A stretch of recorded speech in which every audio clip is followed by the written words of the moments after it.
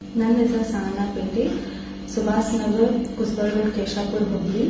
ನಾವು college event ಅಲ್ಲಿ ನಂದು ಕಾಲೇಜ್ ಇವೆಂಟ್ ಅಲ್ಲಿ ಒಬ್ಬ ಹುಡುಗಿ ನಂಗೆ ಒಂದು ಹುಡುಗಕ್ಕೆ ಇಂಟ್ರೊಡ್ಯೂಸ್ ಮಾಡಿಸಿದ್ಲು. ಅವನ ಹೆಸರು ಮುಫೀಸ್ ನಿಯಾನ್ ಅವರಂತ. ನನ್ ನೆಕ್ಸ್ಟ್ ಫ್ರೆಂಡ್ಶಿಪ್ ಸ್ಟಾರ್ಟ್ ಆಯ್ತು.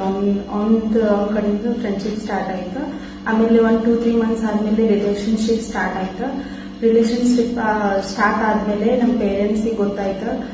ಆಮೇಲೆ ಒಂದು ಕಾಸ್ಟ್ ನನ್ಗೆ ಗೊತ್ತೇ ಇದ್ದಿದ್ದಿಲ್ಲ, ಅವ್ನು ಮುಸ್ಲಿಂ ಅಂತ.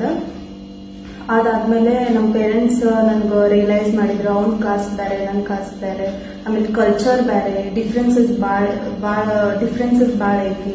ಆಮೇಲೆ ನಾನು ಸ್ಟಡಿ ಮಾಡಿದೆ, ಅವ್ರ ಕಾಸ್ಟ್ ಹೆಂಗೈತಿ ಹೆಂಗಿಲ್ಲ ಅಂತಂದು ಸ್ಟಡಿ ಮಾಡಿದೆ. ಆಮೇಲೆ ರಿಲೇಶನ್ಶಿಪ್ ಪ್ರಾಬ್ಲಮ್ಸ್ ಸ್ಟಾರ್ಟ್ ಆಯ್ತು. ಹಾಗಾಗಿ ನಾ ಬ್ರೇಕಪ್ ಮಾಡಿದೆ. ಬ್ರೇಕಪ್ ಆದ ನಂತರ ನಾ ಕ್ಯಾನ್ಸಲೇಷನ್ಗೂ ಇದನ್ನ ಮಾಡಿದೆ. ಮಾಡಿದಾದ್ಮೇಲೆ ನಂದು ರಿಲೇಶನ್ಶಿಪ್ ಒಳಗೆ ಫೋಟೋಸ್, ವಿಡಿಯೋಸ್ ಅದಾವ. ಆಮೇಲೆ ನೇಕೆಡ್ಸು ಅದಾವ.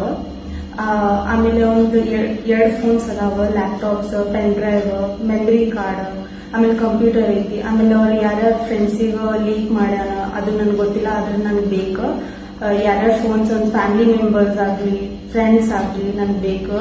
ಆಮೇಲೆ ಯಾರ್ಯಾರು ಇದು ವಿಡಿಯೋ ನೋಡಕತ್ತೀವಿ ನಾ ರಿಕ್ವೆಸ್ಟ್ ಮಾಡತ್ತೀವಿ. ಆಮೇಲೆ ಪೊಲೀಸ್ ಇಲಾಖೆಗೂ ನಾನು ರಿಕ್ವೆಸ್ಟ್ ಮಾಡಕತ್ತೀನಿ, ನನ್ಗೆ ಪ್ಲೀಸ್ ನಂಗೆ ರಿಕವರಿ ಆಗ್ಬೇಕು, ನಂಗೆ ವಿಡಿಯೋಸ್ ಬೇಕು.